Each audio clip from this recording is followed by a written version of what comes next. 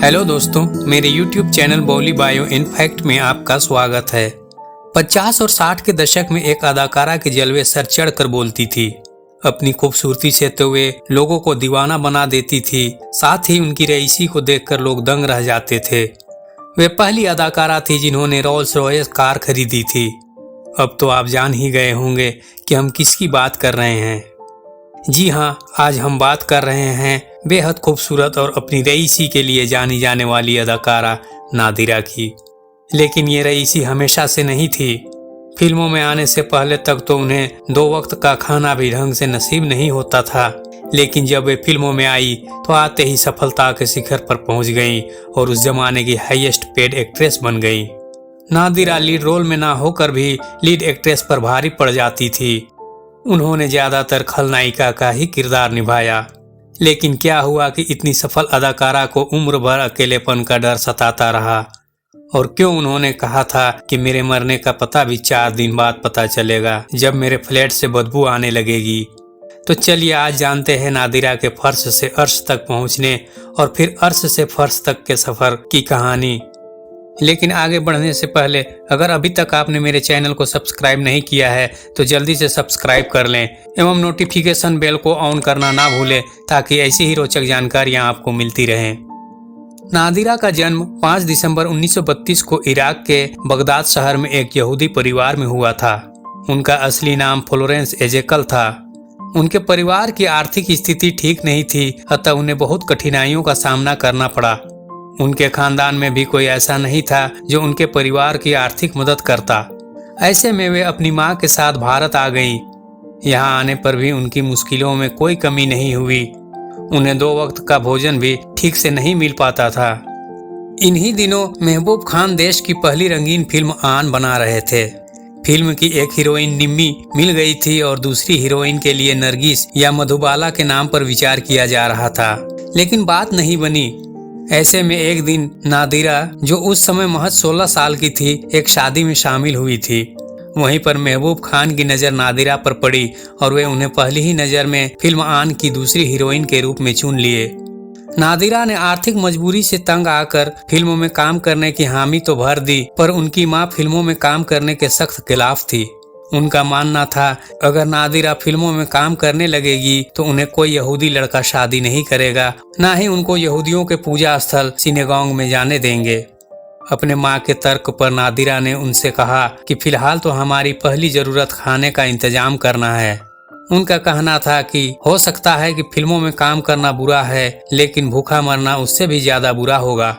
इस तरह वे अपनी मां को मनाने में कामयाब हो गईं और 1200 रुपये महीने की तनख्वाह पर फिल्म आन के लिए साइन कर ली गई।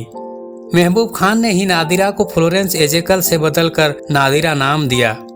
1952 में रिलीज इस फिल्म ने रिकॉर्ड तोड़ कमाई की। यह पहली फिल्म थी जो 17 भाषाओं के सबटाइटल के साथ 28 देशों में रिलीज हुई थी। इस फिल्म की सफलता ने नादिरा को रातों रात स्टार बना दिया। इसके बाद नादिरा ने आकाश, डाक बाबू और वारिस जैसी फिल्मों में अपने अभिनय के जौहर दिखाई। लेकिन 1955 में आई राज कपूर की फिल्म श्री 420 नादिरा के लिए टर्निंग पॉइंट साबित हुई। इस फिल्म में वे पहली बार नेगेटिव रोल में नजर आई। फिल्म में उनका सिगरेट पकड़ने का अंदाज काफी मशहूर हुआ। ये फिल्म भी ब्लॉकबस्टर साबित हुई। हालांकि इस फिल्म के बाद उन्हें लीड रोल मिलने बंद हो गए और उन्हें सिर्फ नेगेटिव रोल के ही ऑफर आने लगी। नादिरा ने भी अपने आप को वैम्प के किरदार में ही ढाल लिया और फिल्मों में लीड एक्ट्रेस पर भारी पड़ने लगी। आलम यह हुआ कि दिन ब दिन उनकी फीस बढ़ती गई और एक समय तो ऐसा भी आया कि वे हाईएस्ट पेड एक्ट्रेस बन गई। अब वे शाही अंदाज में जिंदगी जीने लगी।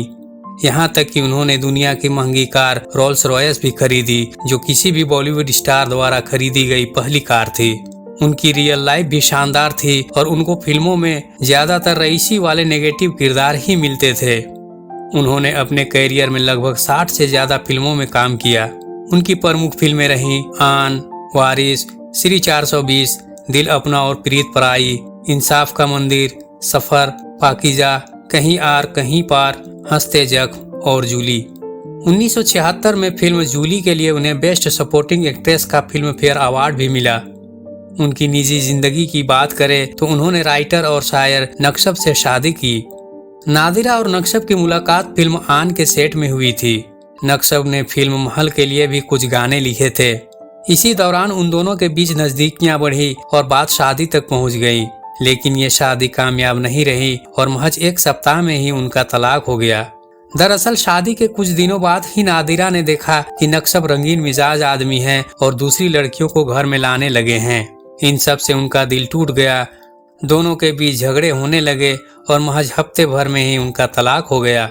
हालांकि नक्शब ने नादिरा को मनाने की काफी कोशिश की, पर वे नहीं मानी।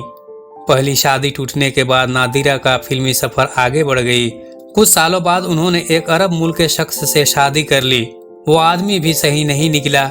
वो निकम्मा और आलसी था तथा नादिरा के कमाई पर निर्भर रहता था। ऐसे में नादिरा ने उन्हें अपने से दूर कर दिया और तलाक ले ली। नादिरा साल 2000 तक फिल्मों में काम की और शाहरुख खान के साथ फिल्म जोश में नजर आई। लेकिन बढ़ती उम्र के साथ नादिरा को कई बीमारियों ने घेर लिया। वे इंडस्ट्री से दूर हो गई और तन्हाई में जीने लगी। उन्हें साइटिका की बीमारी हो गई थी। उनकी आंखें नींद के इंतजार में खुली रहती थी। अंततः 9 फरवरी 2006 को मुंबई स्थित अपने आवास में ही उनका निधन हो गया। नादिरा जी आज हमारे बीच नहीं हैं, पर उनके अदाकारी के जलवे कभी भुलाए नहीं जाएंगे। आज के वीडियो में इतना ही। फिर मिलेंगे एक नए वीडियो के साथ।